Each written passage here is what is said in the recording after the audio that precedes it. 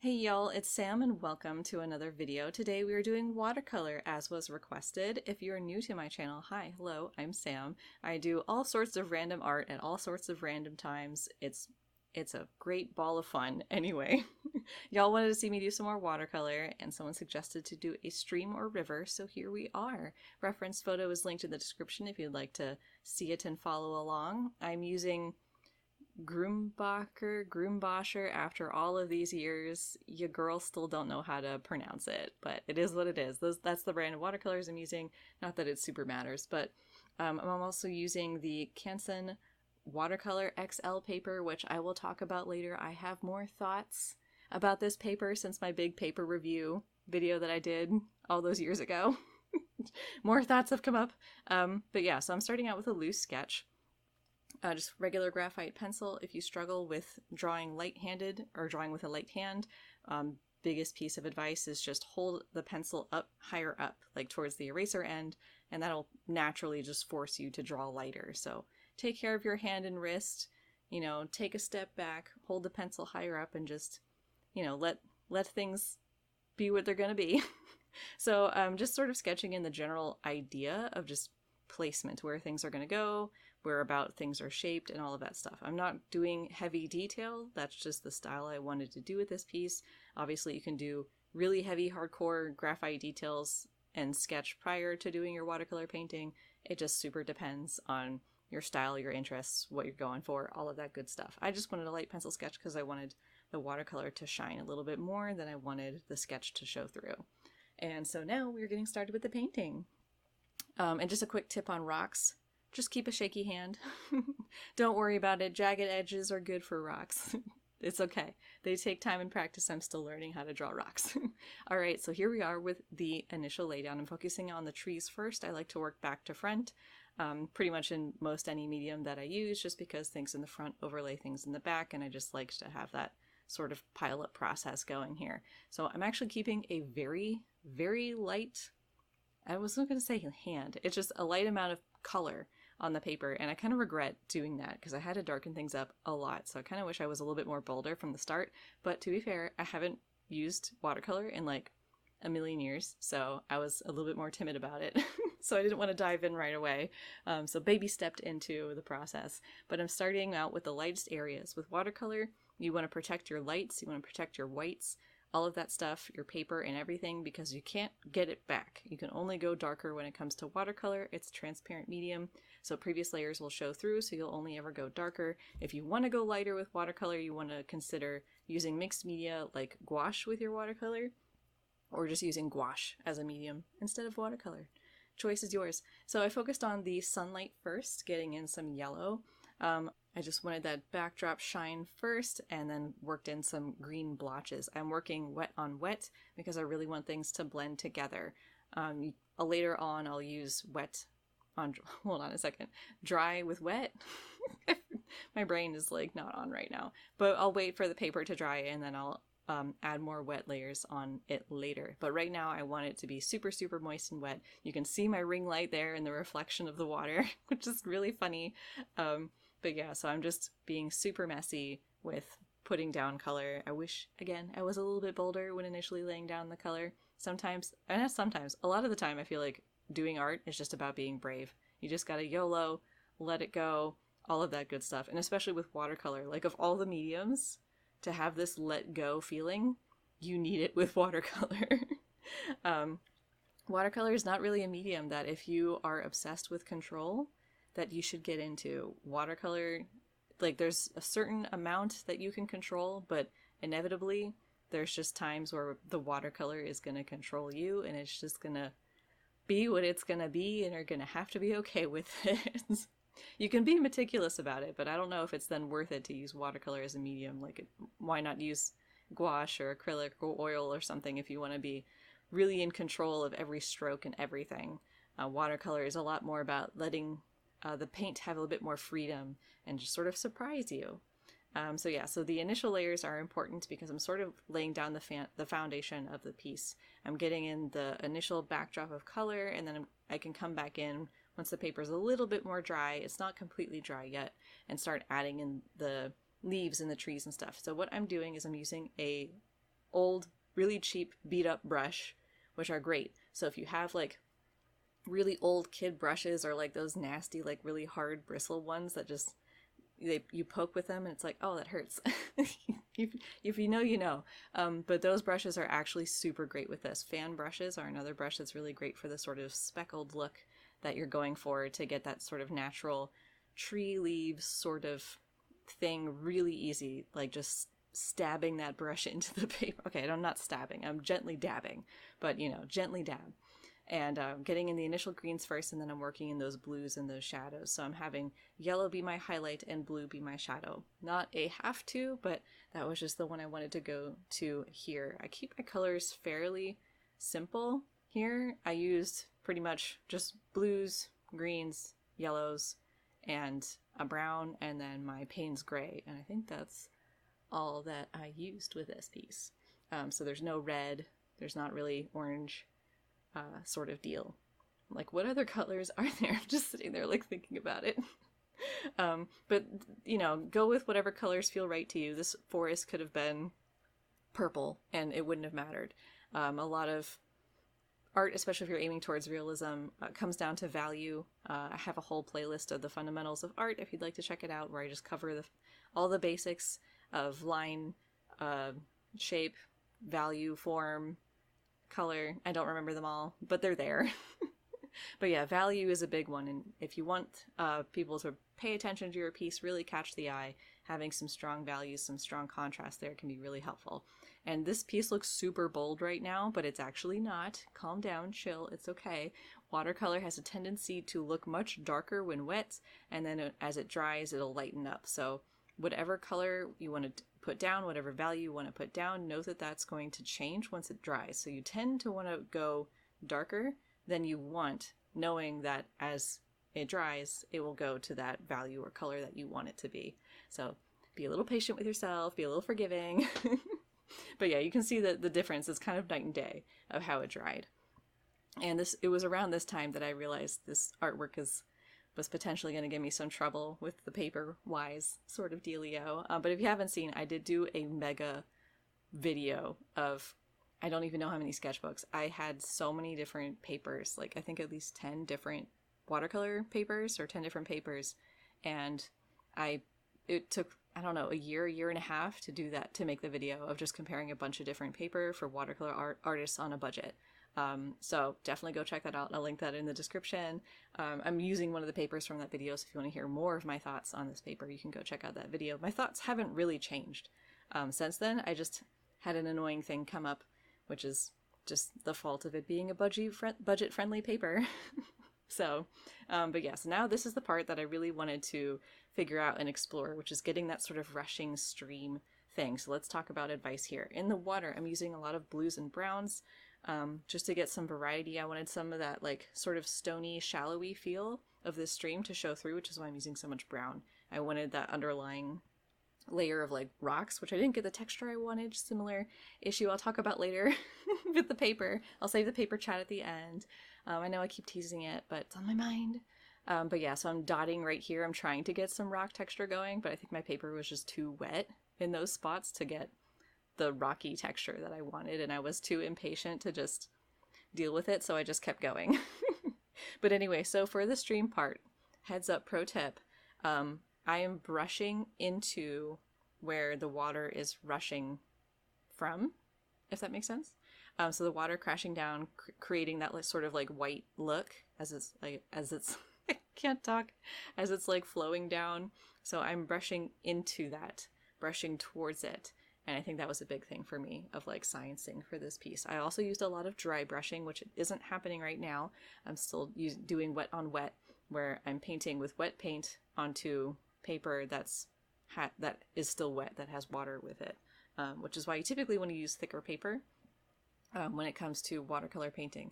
100% cotton is obviously the ideal. I know not everyone can afford that paper, but you know, this paper is not too bad for people who are on a budget. So, and I had the sketchbook and I want to finish it. So that's, you know, why I'm using the sketchbook instead.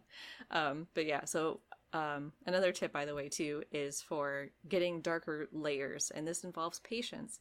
Watercolor has is a big test of patience, because at some points you have to go really, really fast, and you're not allowed to sit down and just chill because things are drying, and you gotta just go now because things are happening. And then other times it's like, well, now things are wet and I need it to be dry, and now I'm just sitting here like, what am I doing? You know, bruh, come on. So, you know, often you'll see like professional watercolor artists have multiple paintings going on at once. I think oil painters are the same, right? You have multiple paintings going on at once because, like, while one is drying, you just jump to the other one because you're like, I'm still in an art mood, but I can't art with this art anymore. So you have to jump to a different one. So that's a little tip for you if you get impatient like me. So I was just like watching a TV show. I forget what I was watching, but anyway. Now I lost my train of thought. Okay, so now we're working on rocks. I'm going to be all over the place. Welcome to my channel if you're new. This is standard for me in my face. All right, so I'm being so abstract with the rocks in the background, and I also didn't want them to pop too much. I had the trees already fairly dark, which is a really good technique if you struggle with going dark. Oh, that was what I was talking about, was layers. Right, I'll touch on that real quick. Same time. So if you want things to be darker, wait for your layers to completely dry, especially with using cheaper paper like this that has a tendency to lift more, that I've noticed, compared to like Arches or B paper. Like, really wait for it to dry and then do your next layer on top, and that should really help add up, because, like, again, every layer beneath shows through, so the more layers you do on, you know, better paper, like the darker and more prominent and eye poppy the colors can be. So if you're, for example, wanting to paint something that's black, having layers beneath that black that's maybe blue or red or something can really have that black just pop so much more, with so much more strength. Just anything white, gray, and black tend to flatten things. They tend to be a little bit more on the flat side, if this makes sense. It's a little bit more abstract here, but it doesn't have as much life. It doesn't have as much punch in it. So if you want to liven up your paintings, obviously there's nothing wrong with using just straight black and, you know, YOLO, live your life. But if you want to add a little bit more oomph to it, if you want to add that sort of pop feeling, having layers underneath your blacks or your grays can really have it just shine that much more. But yeah, so if you have trouble going dark, then my advice to you, and as scary as it may seem, but it can be really fun. So if you want to have a painting set to the side of like, all right, this is my YOLO painting, this is my You Only Live Once painting, where I'm just gonna have fun, no one's gonna see it, it's just gonna be mine, we're just gonna see what happens. Make a really dark spot somewhere on the paper. So for example, with these trees, the shadows on the edges of the paper are significantly darker than anywhere else on the paper. So now I have to match it. Now the rest of the painting's values need to be as dark to match those trees, to match the strength of those trees. They don't have to, but, you know, it looks nicer, in my opinion. So for these rocks, I had to gradually darken up the shadows with them, and I'm being a little bit dotty. Like, you can see my hand is further up on the brush. I'm not holding it like really tight up close with the bristles. I'm holding it further back, and that's just to have a little bit more looser strokes, more like dots and dashes. Dots and dashes are always your friend for everything, and I will say that forever. They're really great for adding detail that's not really like detail. It just looks like detail. You trick people into thinking, wow, you spent a lot of time on that, and really, it's just dots and dashes. I have no idea if that makes sense, but it made me happy to say it, so I'm going to go with that. All right, so for the rocks, though, I'm just sort of doing C's or S's or just dots and dabs, things like that, but I'm keeping my colors and values lighter as it goes more into the distance, because I don't really want that area to be the focal point. I kind of want those rocks to just sort of disappear, and also I was very lazy, so it worked out. But yeah, I wanted, you know, the focal point to obviously be the white of the stream, the white of that water, that's the word, coming down and through the rocks. I wanted that to be the that sort of part that your eyes look towards. So now I'm going dark. This is what I meant by just add some dark spot onto your paper. So that's what I'm doing here with the shadows. Or not, I guess it's like a shadow, but also like the rock under the water. It's like all of that.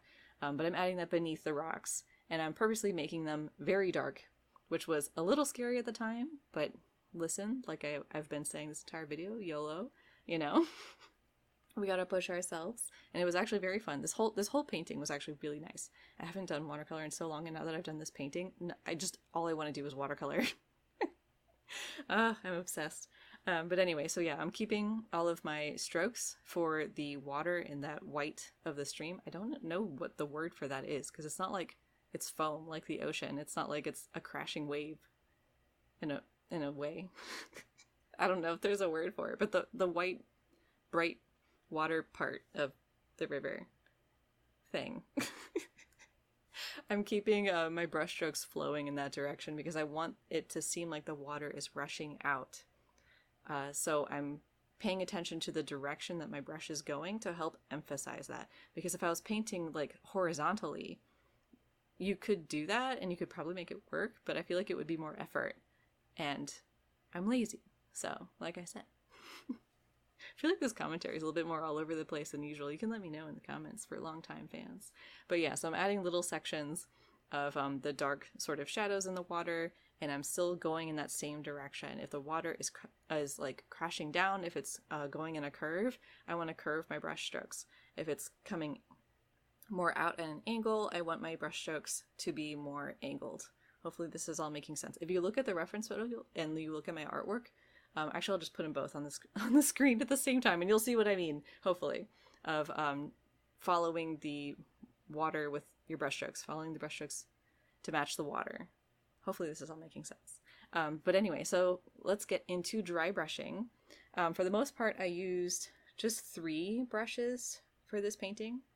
I'm trying to think if I used... Oh, 4 brushes. I used 4 brushes. I used that old prickly, nasty one for the trees, and a little bit of the rock texture too. And then I used the big, massive one, I forget the name of it, just to initially wet the paper really quickly and easily. And then I have 2 detail brushes that are just rounds.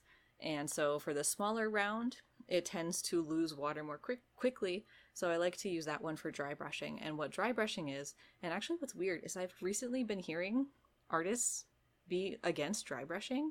They're like, oh, it doesn't look professional. I'm like, what? Who says that?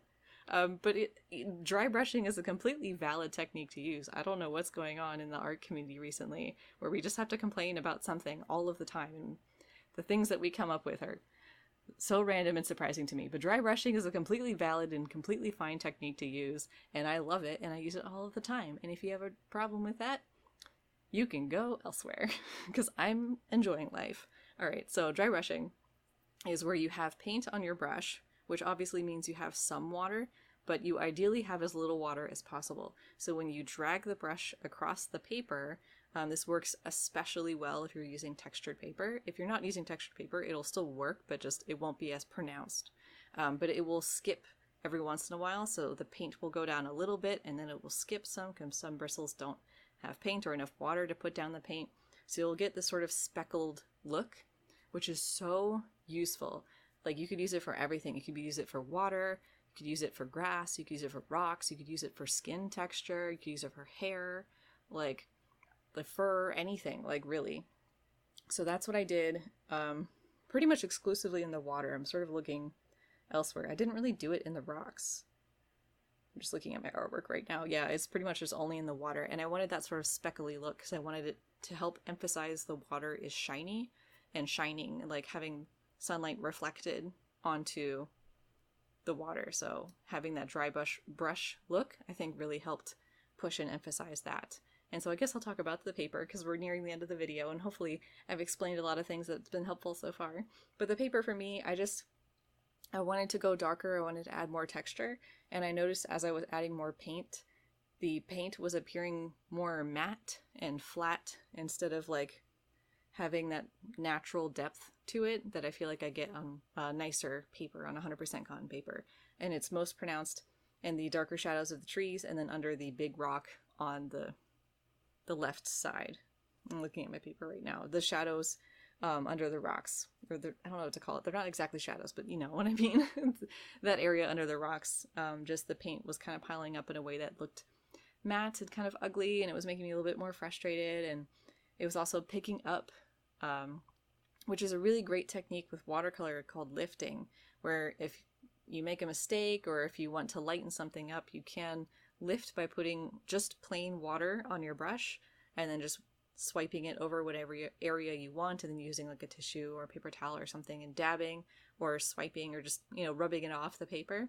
You'll never get that same white of the paper back, but it can be a super useful technique for a lot of things. Unfortunately, with this paper, it was lifting unintentionally. Like, I didn't want the lift to be happening. It was just the paper was having issues absorbing the paint and the color. So it was all just sort of sitting, pooling on top instead of sinking into the paper. And that's just, I think, because it's cheaper paper. So for, sketches, fun stuff, studies, if you're out in the woods sort of thing, this paper's fine. It's just, I wanted to do a little bit more of like serious for me piece, and I didn't get quite there. So I definitely wanted to push this piece further, but otherwise I'm still happy with it. I still really enjoyed doing this piece anyway. The paper wasn't that frustrating. It was just that moment that I was like, all right, I don't really feel like working on it anymore, so I'm just gonna call it done. But yeah, so a lot of this part at the end is just sort of me balancing my values and trying to go a little bit darker here and there. I wanted to make sure that the rocks popped, and so if you have trouble like seeing your values, especially if you're painting in color, not especially, like pretty much if you're painting in color, it's can be difficult sometimes to see your color, or to see your values. So a quick trick you can do is to take your phone, if your phone has a camera, and take a picture of your artwork. And if you have the ability to do it on your phone, or you can move it to your computer, but just change the artwork photo to be black and white, and then you can more easily see your values and where you need to adjust things. That'll come easier with time and practice. The more that you do artwork, the more that you can look at something and recognize what values are matching, or like what's lighter or what's darker. You'll be able to distinguish it more. So don't worry, it's a skill you can build. So yeah, I noticed that as I was working just the rocks in the back, the top of them, like I had the shadows at the bottom, which were working great, but then the top was not. It was too blending into the water behind it. And obviously in the stock photo, the water is darker, so I kept trying to push that darker a little bit to help the rocks pop out more and be like rock and not like some mishmash blend of rock and water. And then coming in to do the branches, I should have grabbed a different brush for them. This one was like too thick for my liking, and I do have a liner brush and I literally never use it.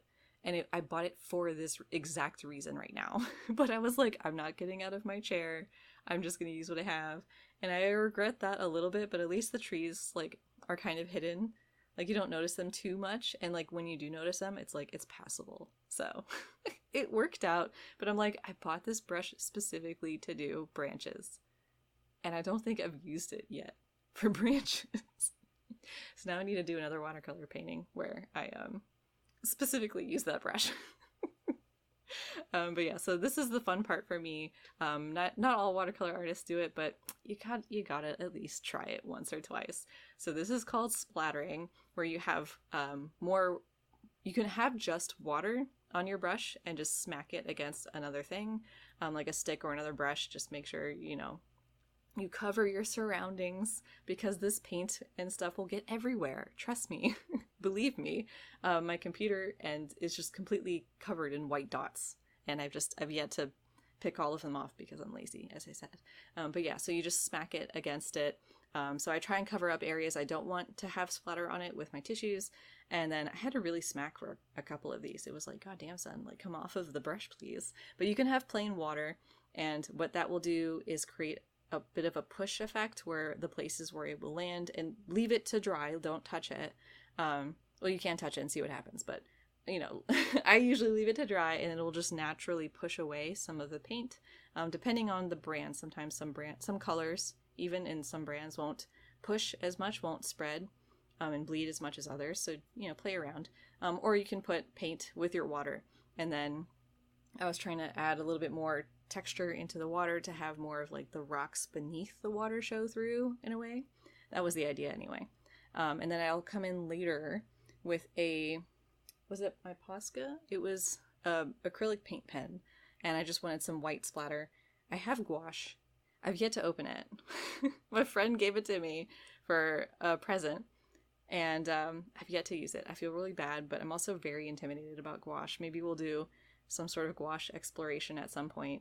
But in the meantime, I was using a paint marker and just smacking the paint marker to get some little white splatters. But you can use gouache, you can use white acrylic. If you're using white acrylic, which I have in the past with my watercolor, just water it down first a little bit, and that should help it splatter much easier.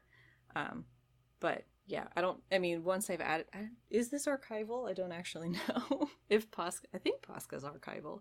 But sometimes mixing mediums, you want to be a little bit careful about the archival aspect of it. And yeah, so that's pretty much this painting. Hopefully these tips and the things that I said were helpful. But yeah, if there's anything else you'd like to see me do, especially with watercolor, because now I'm in a watercolor mood. What other watercolor paintings would you like to see from me? Let me know in the comments down below. And hopefully you're having a good day. And yeah, thanks for watching. If you're working on anything right now, let me know how it's going. Tell me the gossip. What's the news? All right. Thanks for watching. Bye-bye.